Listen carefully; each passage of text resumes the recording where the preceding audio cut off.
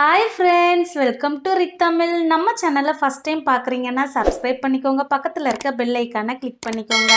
அனைவருக்கும் பொங்கல் திருநாள் வாழ்த்துக்கள். இந்த தை பொங்கலுக்கு சுவையான சிறுபேர் பொங்கல் எப்படி பண்ணலான்னு தான் பார்க்க போகிறோம். இந்த வீடியோ உங்களுக்கு பிடிச்சிருந்துச்சுன்னா உங்கள் ஃப்ரெண்ட்ஸ்க்கு கண்டிப்பாக பிடிக்கும். ஷேர் பண்ணிக்கோங்க. நம்ம சேனலை சப்ஸ்கிரைப் பண்ணாமல் வாட்ச் பண்ணிட்டு இருந்தீங்கன்னா சப்ஸ்கிரைப் பண்ணிக்கோங்க. இந்த வீடியோ உங்களுக்கு பிடிச்சிருச்சுன்னா ஒரு லைக் கொடுத்துக்கோங்க. ஒரு பவுலில் 1 கப் அளவுக்கு பச்சை அரிசி எடுத்திருக்கேன். கிலோ கணக்கு பார்த்திங்கன்னா கரெக்டாக 1/4 கிலோ. அதே கப் அளவுக்கு 1/4 கப் பச்சை பயிறு ஆட் பண்ணியிருக்கேன். பச்சை பயிறு ஆட் பண்ணதுக்கப்புறமா நம்ம தண்ணி விட்டு இதை 2 டைம் நல்லா இதை வாஷ் பண்ணி எடுத்துக்கலாம். இந்த மாதிரி நல்லா வாஷ் பண்ணி தண்ணியை விட்டு நம்ம ஒரு 1/2 அன் ஹவர் நல்லா இதை ஊற வச்சுக்கலாம். நல்லா ஊறட்டும். 1/2 அன் ஹவர் ஆயிடுச்சு. இனி நம்ம இதை குக்கரில் ஆட் பண்ணிக்கலாம். குக்கரில் ஆட் பண்ணதுக்கப்புறமா 1 கப் அரிசிக்கு 6 கப் தண்ணி விட்டு நம்ம 5 விசில் வர்றது வரைக்கும் நம்ம ஸ்டவ்வில் வச்சுக்கலாம்.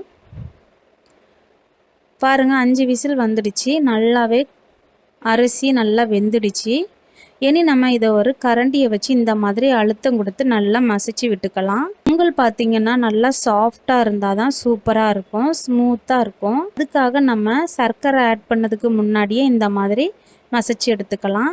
இனி 1 கப் அளவுக்கு சர்க்கரை ஆட் பண்ணிக்கலாம். 1 கப் அரிசிக்கு 1 கப் சர்க்கரை ஆட் பண்ணிக்கலாம். கிலோ கணக்கு பார்த்திங்கன்னா 1/4 கப் அரிசிக்கு 1/4 கிலோ சர்க்கரை ஆட் பண்ணிக்கலாம். இனி இதில் 4 ஏலக்காவை கலந்து இந்த மாதிரி கலந்து விட்டுக்கலாம். இனி ஒரு பேனில் 1 ஸ்பூன் நெய், கொஞ்சமாக முந்திரி ஆட் பண்ணி இதை நல்லா வறுத்துக்கலாம்.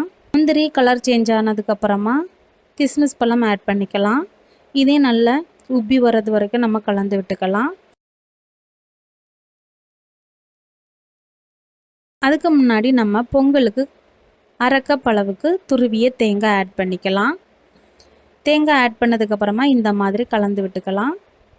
வாசனை சூப்பராக இருக்குது. சிறுபயிறு நம்ம ஆட் பண்ணனால ஹெல்த்தி கூட. இனி நம்ம நெய்யில் வறுத்து வச்சுருக்க முந்திரி கிஸ்மிஸ் பழத்தை நம்ம ஆட் பண்ணிக்கலாம். நெய்யோடி நல்லா மணக்க நம்ம பொங்கல் சூப்பராகவே ரெடி ஆகிடுச்சு. நீங்களும் இந்த பொங்கலுக்கு இந்த மெத்தடில் கண்டிப்பாக ட்ரை பண்ணுங்கள், சூப்பராக இருக்கும்.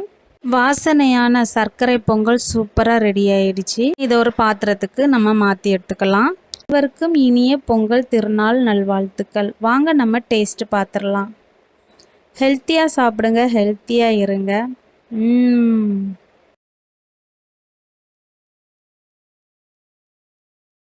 சுவையான பொங்கல் சூப்பராக இருக்குது. தேங்க்யூ.